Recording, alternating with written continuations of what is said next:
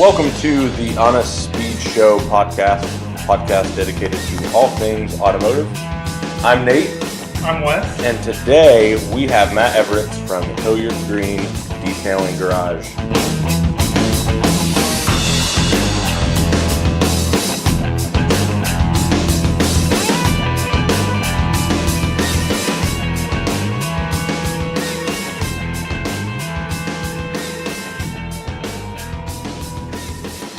Hey, thanks for having me today.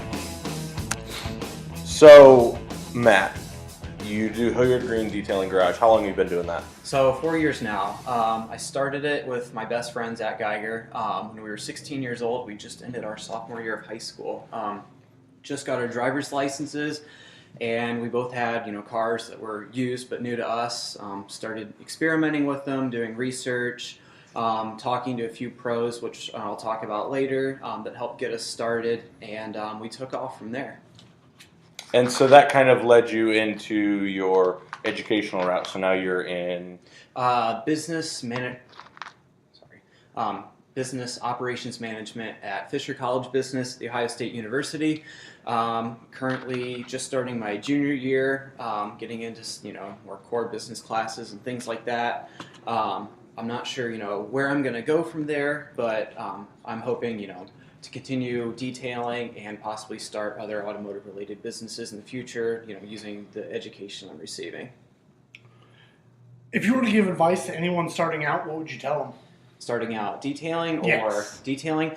Don't listen to all the people who think they know everything on forums and online.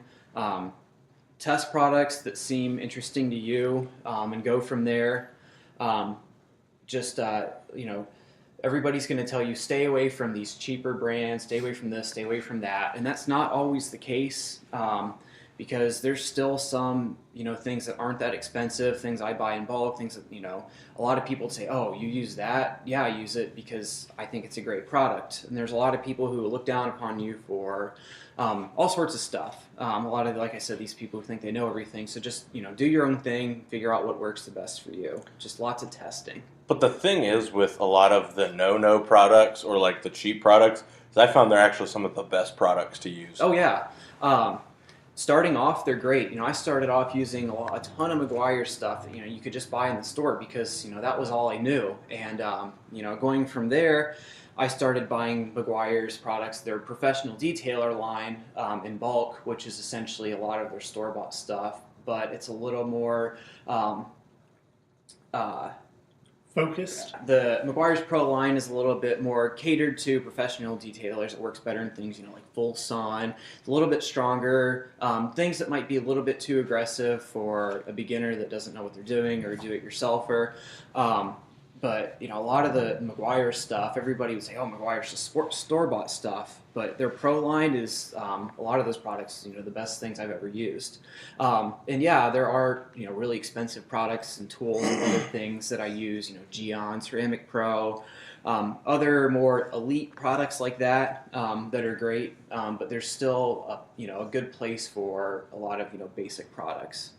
Yeah, I found so there's a carpet product that I use that you can get at Walmart for $3.50 a can. Yeah. And my wife spilled some red wine on the carpet once, and I went out and grabbed that, and it had been sitting for 30 minutes, and then I went and sprayed it, literally wiped it up. White carpet, red wine, it took it right up. It was crazy. Yeah. And it was $3.50 a can. Yeah.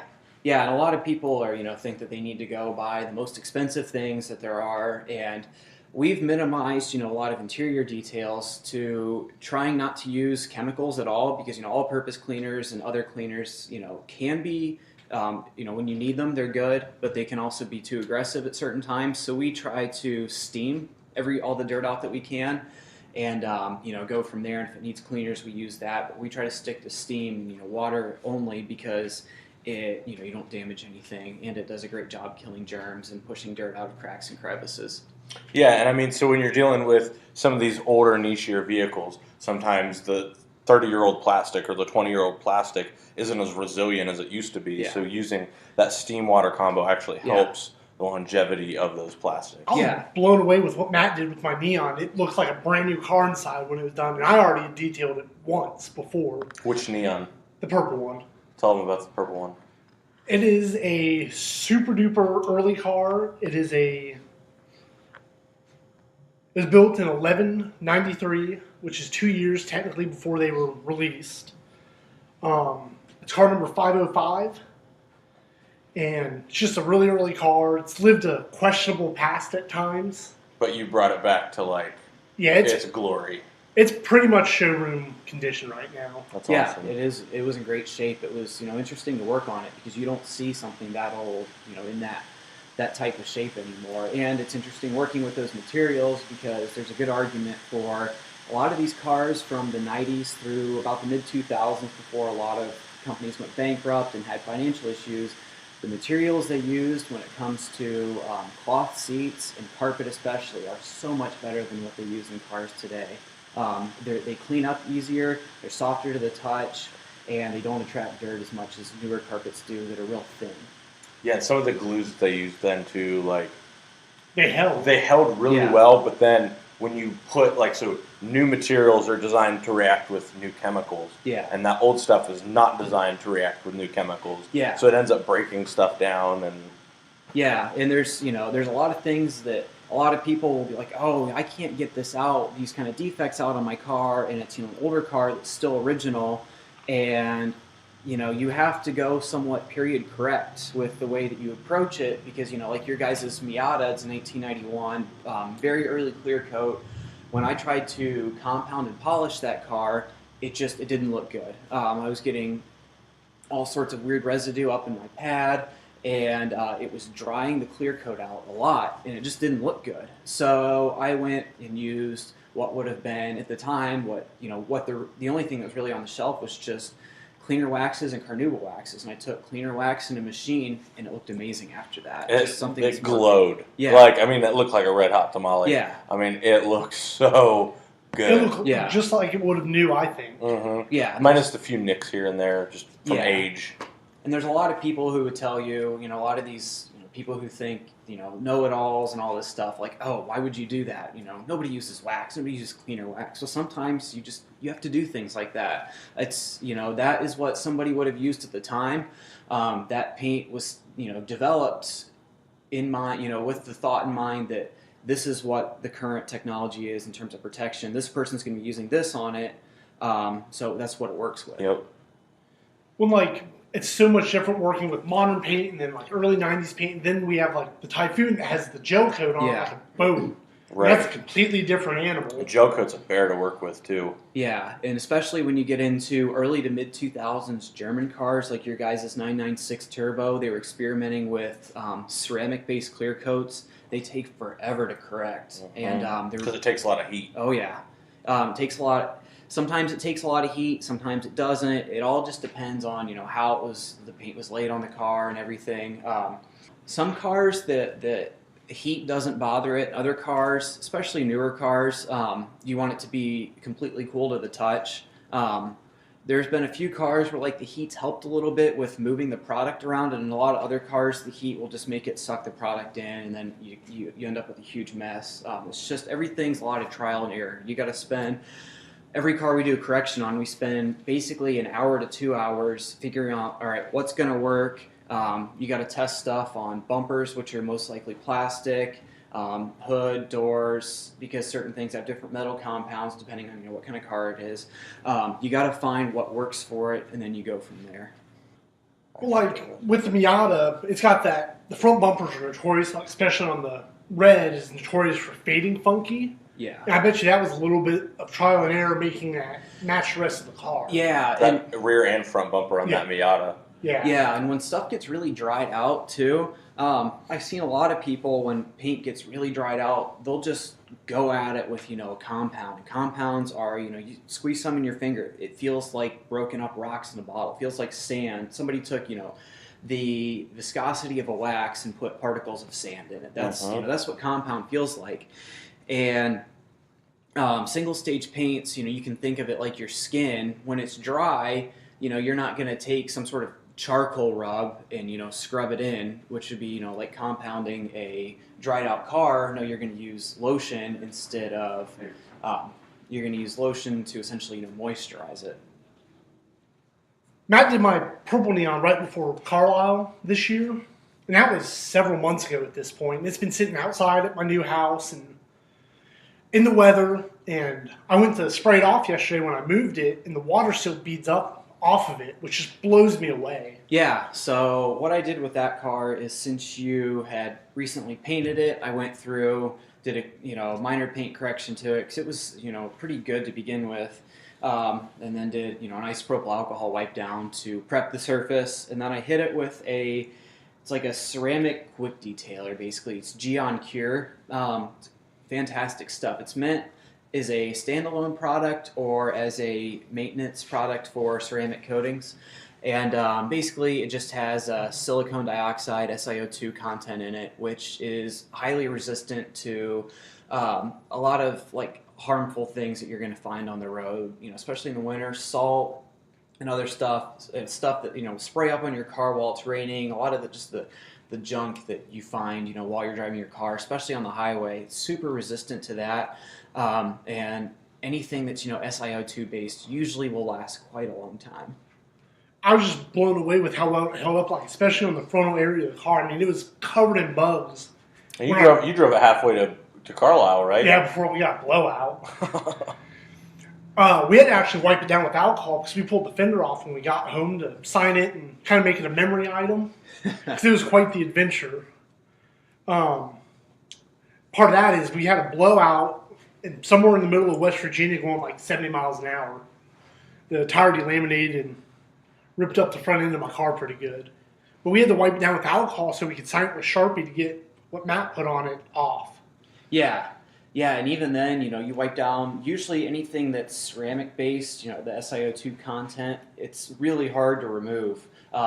You usually, when it comes to stronger coatings, the only way you can get them off is through abrasion. A lot of people will either wet sand the car, go through and compound it just to get the product off. It's that's how resistant it is.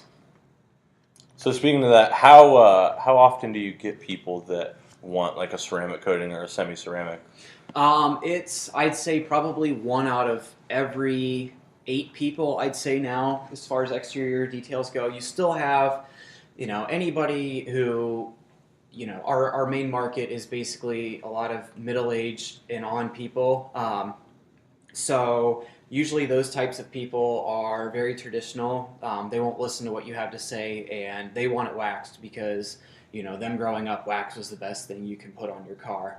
A lot of younger people go for the ceramic stuff because that's what you see on social media websites. That's what's new and cool, and a lot of people will see the value in that. And then you've got a lot of people too who buy get into an enthusiast type of car, sports car, something like that. They've heard of ceramic coatings because they're in those groups and talk to those people. So that's those are the types of people that go for it. Yeah. Now, do you think there's a certain level of hype to the new ceramic coating craze? Would you call it a craze? Would you call it people are starting to become informed? Yes and no. It depends on who you see advertisements from. I'm not going to name any names because I install coatings for a couple of these companies, but there are some companies that are very matter of fact. Look, they underpromise a lot, and which is good because people know what to expect. Although I've known a lot of these products to overperform, and then you've got other companies who in their advertisements will set the car on fire. They'll bash a lighter into it. Oh look, the plastic wipes off from the lighter. You're like, oh, look, the residue from this car being set on fire wipes off. Or they'll spray paint it. Look, anti-vandalism and all this other stuff. I hate those advertisements because I've had a couple people come in looking for that specific brand of coating, and I said, yeah, I'd be more than happy to install it. The product by itself is fantastic. It's easy to apply. It lasts a long time, but in these advertisements, they're putting crazy amounts of layers of this product on in order to show you, just to achieve that result. Yeah, just to achieve that result. Which would blow what they were thinking they were going to spend by who knows how many times. Triple it. Right. Yeah. They think, once this is put on, my car's not going to get any rock chips. Well, yeah, rock chips are still going to happen. Even with, PPF, you can It's not a diamond finish. Yeah. I've seen rocks cut through PPF, Yeah. The only way you're going to keep your car perfect is to not drive it. What's the point if you don't drive? Exactly. Because you need to enjoy what you drive. Yeah, That's exactly. our motto. So sometimes it's annoying. You get people that come to you, not the customers, but the way that they've been informed through all this annoying Facebook advertisements and stuff popping up on their Instagram feeds. Never wash your car again, never wax your car again, because just like waxing your car and maintaining it with a spray wax or something like that, you still have to maintain ceramic coatings every 6 months to a year. You got to wash it, see if it needs clayed, hit it with one of those booster products like I was talking about earlier, like Geon Cure. There's still maintenance involved in it, but it is easier in the long run. There's less maintenance, but there still is maintenance. But if you keep up with it, it will last a long time. Oh, absolutely. This is a question, I guess I've only heard of ceramic coatings over the past 2 or 3 years, maybe 4. How long have they actually been around? As far as detailing goes, they were just becoming a thing when I got started. So we're talking early 2014. That's when they first company that a lot of detailers installed was G-Technique, and that's before you had this big split where all these pro detailers went different routes, and have bad blood between each other now because so and so installs this, so and so installs that. We can't talk to them anymore. Back when it's just G-Technique, you had all these guys getting along and all these guys helping each other and putting on clinics and all that. And it's just everything's changed so much just because of ceramic coatings and the different routes that people chosen to go. Mm-hmm. I think a lot of those. I wouldn't call it false advertising, so to speak, but it sets you up for a lot of liabilities. Like, well, someone spray painted my car and this won't come off. It has ceramic coating.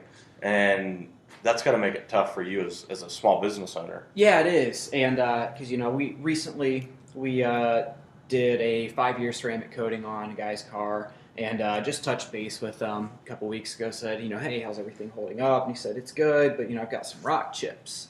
And, I was very upfront when we installed the coating. He said, look, it's not going to protect from rock chips. Your car's going to be super hydrophobic. It's going to stop things from bonding to it as much as they would if it were unprotected. I said, but it's not, like a bulletproof shield. And a lot of the customers afterwards will go, look at the stuff, like, oh, my car can do this and that. No, not really. Right. So it's hard. People come in and you got to you have to tell them how it actually is. But yeah, keeping people educated is half the battle. I mean, yeah. No matter what part of the automotive industry you're in, there's so much hype about everything. Yeah, and there's experts about everything. There's always quote unquote experts. Yeah. So if you see something on Facebook, be suspicious, be skeptical. Do your own research. Do your research. It may be true, but you're still allowed to question it. Yeah, I've done a ton of research and a ton of testing on all these products. I've got 4 years into it now. I've been testing a lot of different things. So I can say that I'm well educated in this, and I still have a lot more to learn. Every car is there's a learning curve with everything. Do you like the more the older paints, like the early to mid to late 90s, or do you like the more modern paints more when you're having to correct? And it depends on how hard or soft they are. So your guys' air-cooled 911 was guards red single staging. I've done quite a few guards red single stage cars, and they're a blast to work on because single stage, you don't have clear coat to cut through, and clear coat is usually quite a bit harder than single stage. So it's a lot easier to cut through single stage, and it looks like just the shine from it when you're done is incredible. As far as newer cars go, once you get into cars that were made within the last 4 to 5 years, you start getting into water-based clear coats and water-based base coats, and they're really soft. So those are easy to correct, but it's also very easy to damage those at the same time. So, as a small business owner, you're 4 years in. What's some advice you might have for somebody wanting to start up their own detailing business? Don't buy into everybody telling you, oh, you need to have this, that, and all this other equipment. Start off. Don't charge a lot of money. Do a good job, and over deliver for what people are paying for. That's how we started. We weren't charging much per car because we didn't have all of these crazy steamers, didn't have the roofs polishers, ceramic coatings, and all that. We were doing normal interior details and wash and wax package, and we weren't charging a lot. but for what the people were paying, they were getting much more than what they charged for. And as we gained a lot more experience, I think we've got well over 500 cars under our belt now, and a lot of we've 10 of those being Ferraris that we worked on when they came down for the Ferrari Club of America meet in June of 2016.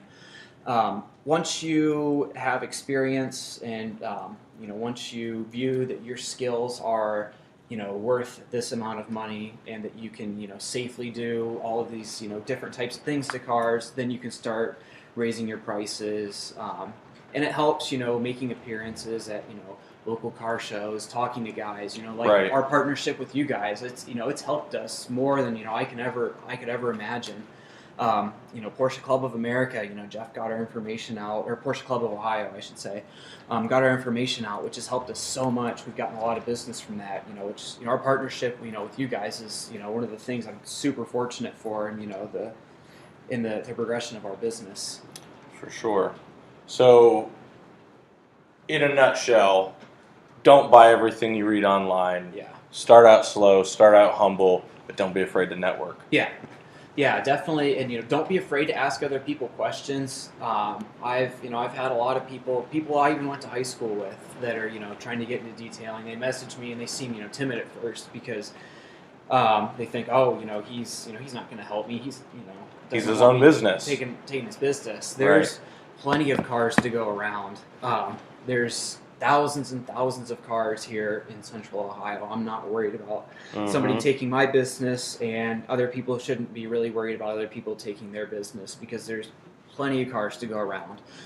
So I'm never not going to answer somebody's question. I've had that happen to me before. I'm not going to name any names, but I mean, a few places around here that are and detailing is not easy work. So anyone that's willing to work, I can back them up.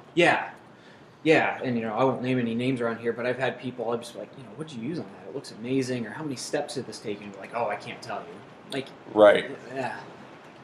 Okay. There's some things that you can't say, but it's always someone wants help within reason. You give them help. Yeah, and I think one of the things that's really hurting people is all of these forums and Facebook pages. I won't name any names about the Facebook pages. Something I've been kicked off of. I think a lot of people listening will know which group on Facebook I'm talking about, and I ended up leaving it because people look down upon you if you don't buy this $1,000 pressure washer, if you don't buy these towels that are $10 a piece, if you don't buy this product that's really expensive, if you don't have the Roops polisher. Who's got the bigger wallet competition? Oh yeah, over there. 100%. You have to start somewhere, and if I started off when I was 16. I was mowing yards before that. I didn't have a ton of money just to dump into the business, so I started off slow.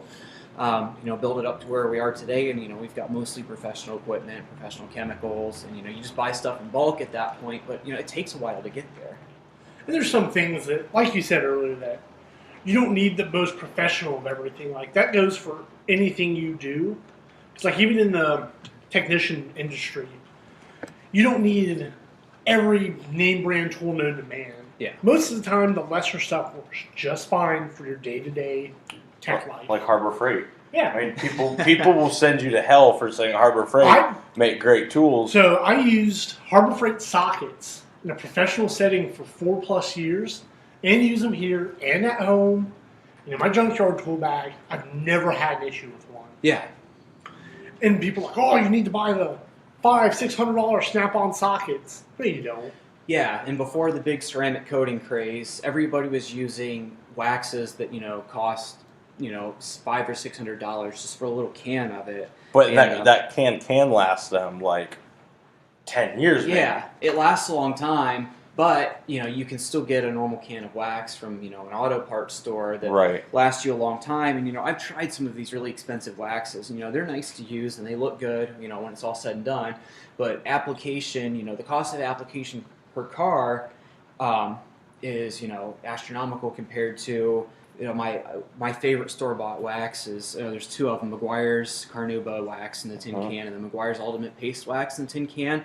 You just can't beat the performance of those for the dollar. They look amazing, and the protection from them for a wax is really good. Realistically, would the average person be able to see the difference between that $500-600 wax and the McGuire's? No, it's all marketing, because if somebody goes in a shop with a Lamborghini or Ferrari, some sort of exotic, and you tell them, oh, I'm putting this X amount of dollar wax on it, in their mind, it's a placebo effect. They think it looks amazing, where I could have slapped something from Walmart on it, and they would thought it was the same thing. The AutoZone monthly special on there. Yeah, which I would never lie to the customer like that, but it's just one of those things. It's where keeping people educated. Yeah, but there's something to be said too for a wax, because there's a lot of waxes specifically for blacks or reds that kind of help pop that hue just a little bit. And that's more of a visual thing, not a protectant thing. Yeah, and what I've noticed with a lot of those waxes is people will market specific waxes for darker colored cars.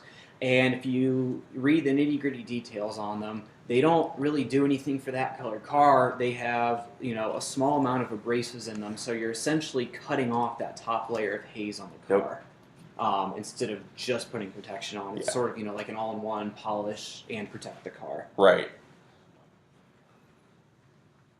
All right, well, that wraps it up for this month's Honest Speed Show podcast. Matt, thanks for coming on. Thanks for giving us some insight and your knowledge of detailing. Yeah, thanks for having me. It was a lot of fun. Any last words you want to tell our guests? Plug your Instagram, Facebook, whatever. Yeah, you can find us at www.hilliardgreendetailinggarage.com. Hilliard Green Detailing Garage on Facebook. We have quite a big presence on Facebook, and at HG Detailing Garage on Instagram as well. My personal phone number is 614-625-0723. If anybody ever has any questions or comments, call or text me anytime. Awesome. Well, there you have it, guys. Thanks for listening. We will catch you next time.